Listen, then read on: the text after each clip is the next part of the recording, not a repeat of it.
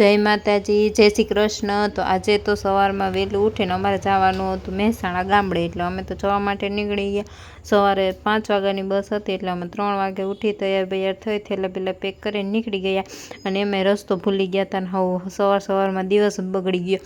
અને ફાઇનલી બસ સ્ટોપે પહોંચી ગયા અને બસ પણ આવી ગઈ। બસમાં એટલી ગીર્દી નહોતી અને પગતાણે જતી ધીમે ધીમે ટ્રાફિક થવા માંડ્યું અને કંડક્ટર ભાઈ થોડીક વાર થઈ તો કંડક્ટર ભાઈનો ડખો થઈ ગયો અને આ જોઈ લો અમારો બંકો નખરા કરે। અને પછી જો હજી અંધારું જ હતું અને ફાઇનલી અમે પહોંચી ગયા।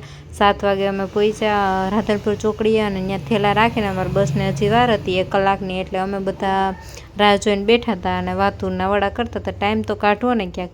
અને ફાઇનલી અમારા ગામડાની બસ આવી ગઈ એટલે અમે બેસી ગયા અને આપણે ફાઇનલ સીટ જ પાકી જ આપણે હોય એટલે બીજી જ સીટે આપણે બેસવાનું। અને ગામડે પહોંચી ગયા તો ફઈ બાજુમાં ગયા હતા એટલે એ આવી ગયા, જય શ્રી કૃષ્ણ કહી દીધા ને ઘરે આવીને આપણે તો મસ્ત મજા ચાનો કાંટો ચડાવી લીધો। ચા વગર તો આપણે હાલે જ નહીં। અને એમાંય સવારે આજ તો સવારે વહેલા ઉઠ્યા હતા એટલે હાવ ના મેળ આવે। પછી બધા જો ફઈ મામા ફઈને ભેગા થયા હતા તો બધા પત્તે રમતા હતા, આપણા કે ટપો પડે ને એ બધા રમતા હતા ને આપણે વિડીયો શૂટ કરતા હતા ને કામ કરતા હતા ઘરનું, અને એ બધા રમતા હતા નવરા થયા। અને પછી બપોરનો ટાઈમ થતાં દાળ ભાત શાક રોટલી બનાવી નાખી, ભાભી વણતા હતા અને દી સોળવતા હતા ને આપણે ઊભા હતા વાતું કરતા હતા। અને આ જો અમારો બંકો બહુ ડાયો છોકરો, બધું ઘરનું કામ કરીને કાંઈ શરમ જ ન આવે।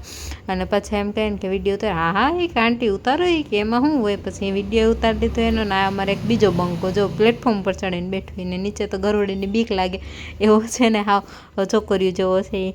અને પછી બપોર પછી દી છે ને એ જીજવારા વાત કરતા હતા એટલે આપણે એને બહુ ડિસ્ટર્બ પણ ના કરે, એ શાંતિથી એને વાત કરવા દીધી ને આપણે આપણું કામ પતાવતા હતા, કેમ કે આપણું કામ બીજું તો કાંઈ હોય નહીં, તે નવરા હતા એટલે ટીવી ચાલુ કરી દીધી।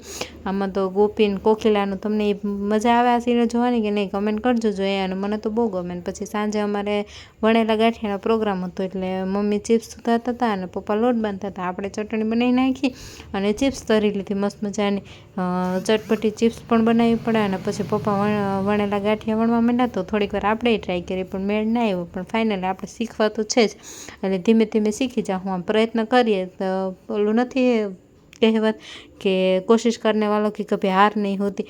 અને પછી છેલ્લે અમે 3 જમવામાં વાગ્યા હતા એટલે અમે જમી લીધું મસ્ત મજાનું અને જમી કરી ફ્રી થઈ અને અમે હાલવા વહી આવી ગયા, કેમ કે હાલવું પડે કેમ થોડુંક વધારે ખવાઈ ગયું હતું।